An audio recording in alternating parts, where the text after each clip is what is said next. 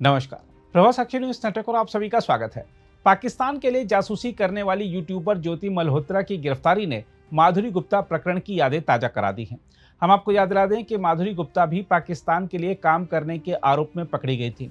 इन दोनों महिलाओं के बीच बड़ा अंतर यह है कि माधुरी गुप्ता कोई सोशल मीडिया इन्फ्लुएंसर नहीं बल्कि एक राजनयिक थी।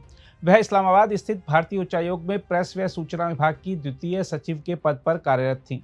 माधुरी गुप्ता एक हनी ट्रैप का शिकार हुई थी जब पाकिस्तानी खुफिया एजेंसी के अधिकारी जमशेद ने उन्हें अमर प्रेम का झांसा देकर भावनात्मक रूप से फंसा लिया और उन्हें अपने मकसद के लिए इस्तेमाल किया। हम आपको याद दिला दें कि साल 2010 की वसंत ऋतु में दिल्ली पुलिस की स्पेशल सेल ने माधुरी गुप्ता को आधिकारिक गोपनीयता अधिनियम यानी ऑफिशियल सीक्रेट्स एक्ट के तहत गिरफ्तार किया था। जांच में पता चला था कि पाकिस्तानी खुफिया अधिकारी मुदस्सर रजा राणा और जमशेद ने एक महिला पत्रकार के जरिए माधुरी गुप्ता से संपर्क साधा था और उन्हें जैश ए मोहम्मद के प्रमुख मौलाना मसूद अजहर की किताब दिलाकर भरोसा जीता था। यहीं से एक खतरनाक रिश्ते की शुरुआत हुई थी। जांच में यह भी सामने आया था कि उस समय 52 वर्ष की माधुरी गुप्ता इस्लामाबाद में अपने आवास पर लगे कंप्यूटर और एक ब्लैकबेरी फोन के जरिए जिम नाम से कोडित जमशेद और राणा से लगातार संपर्क में थी। माधुरी गुप्ता जमशेद से इतनी प्रभावित थी कि उन्होंने इस्लाम धर्म अपनाकर उससे शादी करने और इस्तांबुल घूमने की इच्छा तक जताई थी। उनके संवादों में सूफीवाद, रूमी और उर्दू भाषा जैसे विषयों पर चर्चा होती थी जिसमें वह पारंगत थी। अंग्रेजी समाचार पत्र टाइम्स ऑफ इंडिया के एक रिपोर्ट के मुताबिक करीब 6 दर्जन ईमेल मिले थे जो कि पाकिस्तानी एजेंटों ने जो ईमेल आईडी उनको बनाकर दिए गए थे उससे भेजे गए थे। ये जो ईमेल थे उनकी जो ट्रांसक्रिप्ट थी उससे पता चला था कि जमशेद और उसका वरिष्ठ अधिकारी मुदस्सर रजा राणा उस समय के पाक गृह मंत्री रहमान मलिक का बैचमेट था।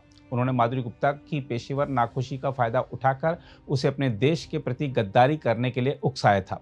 पूछताछ में माधुरी गुप्ता ने बताया था कि उन्हें भारत सरकार से नाराजगी थी क्योंकि उनकी 2 साल की छुट्टी को मंजूरी नहीं दी गई थी और वेतन भी रोका गया था। पुलिस रिपोर्ट में यह भी कहा गया था कि मार्च 2010 में माधुरी गुप्ता मुदस्सर रजा राणा के निर्देश पर जम्मू कश्मीर गई थी, जहां उन्होंने राज्य की वार्षिक योजना रिपोर्ट हासिल करने की कोशिश की थी। दरअसल मुदस्सर रजा राणा की रुचि 2020 तक प्रस्तावित 310 मेगावाट की जल विद्युत परियोजना से संबंधित जानकारी को हासिल करने में थी। इस्लामाबाद में माधुरी गुप्ता के वरिष्ठ अधिकारियों को तब संदेह हुआ था जब उन्होंने अपने कार्यक्षेत्र से बाहर के विषयों में रुचि दिखाना शुरू कर दिया था। इसके साथ ही उच्चायोग में भारत की एक खुफिया इकाई द्वारा की जा रही एक आंतरिक जांच से मिले इनपुट ने अलर्ट बढ़ा दिया था। उन्हें तत्काल दिल्ली बुला लिया गया था, यह कहकर कि सार्क सम्मेलन की तैयारियों में उनकी जरूरत है। इसके बाद उनकी गिरफ्तारी की गई। हम आपको याद दिला दें कि 2018 में दिल्ली की एक अदालत ने माधुरी गुप्ता को आधिकारिक गोपनीयता अधिनियम की धारा 3 और 5 के तहत दोषी करार दिया था। अदालत ने कहा था कि आरोपित द्वारा भेजी गई ईमेल्स स्पष्ट रूप से संवेदनशील सूचनाएं थीं जो शत्रु देश के लिए उपयोगी हो सकती थीं और भारत की विदेश नीति के लिए रणनीतिक रूप से अत्यंत महत्वपूर्ण थीं। दोष सिद्धि के बाद माधुरी गुप्ता ने एकांत जीवन व्यतीत किया। जमानत पर बाहर आने के बाद वे राजस्थान के भिवाड़ी में अकेली रहती थी। अक्टूबर 2021 में 64 वर्ष की आयु में उनका निधन हो गया था। उन्होंने अपने दोष सिद्धि के खिलाफ दिल्ली हाईकोर्ट में अपील की थी जो उनकी मृत्यु के समय तक लंबित थी। जहां तक ज्योति मल्होत्रा की बात है तो आपको बता दें कि उसको पाकिस्तानी खुफिया एजेंसियों से जुड़े व्यक्ति अपने संपर्क के तौर पर तैयार कर रहे थे। यह दावा हिसार के पुलिस अधीक्षक शशांक कुमार सावंत ने किया है। उन्होंने कहा यह भी एक तरह का युद्ध है जिसमें वे इन्फ्लुएंसर्स को अपने साथ जोड़कर अपने आख्यान को आगे बढ़ाने की कोशिश करते हैं। बताया जा रहा है कि ट्रैवल ब्लॉगिंग करने के दौरान ज्योति दिल्ली में पाकिस्तान उच्चायोग के एक कर्मचारी एहसान उर रहीम उर्फ दानिश के संपर्क में आई और जासूसी के जाल में फंस गई। उसने दानिश का मोबाइल नंबर ले लिया, दोनों की बातें होने लगी। उसके बाद उसने 2 बार पाकिस्तान की यात्रा की थी। रिपोर्टों के मुताबिक Jyoti Dubai, Thailand, Indonesia, Nepal, Bhutan, चीन और बांग्लादेश की भी यात्रा कर चुकी है।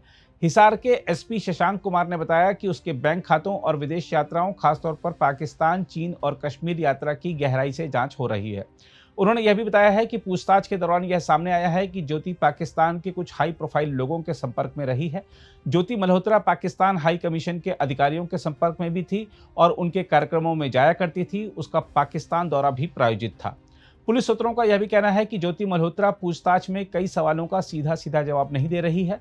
बताया जा रहा है कि उसके सोशल मीडिया वीडियो सिर्फ उसका एक पक्ष दिखाने के लिए थे, जबकि वह नियमित रूप से एन्क्रिप्टेड प्लेटफॉर्म्स का इस्तेमाल पाकिस्तानी एजेंटों के साथ संपर्क में रहने के लिए करती थी।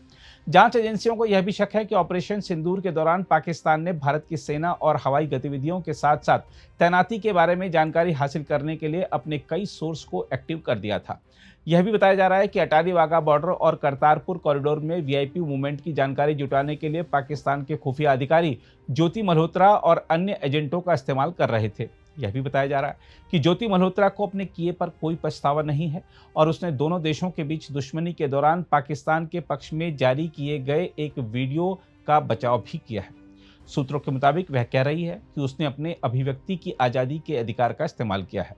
बहरहाल देखना होगा कि इस मामले में जांच में और क्या क्या सामने आता है, लेकिन एक बात तो स्पष्ट है कि माधुरी गुप्ता हो या ज्योति मल्होत्रा, पाकिस्तान के जाल में फंसने का मतलब अपना और अपनों का जीवन बर्बाद करना होता है। अगर आप भी लेना चाहते हैं देश दुनिया की तमाम जानकारी तो आज ही सब्सक्राइब करें हमारे चैनल को। साथ ही नीचे दिए बेल आइकन को जरूर दबाएं ताकि हर अपडेट आप तक पहुंच सके।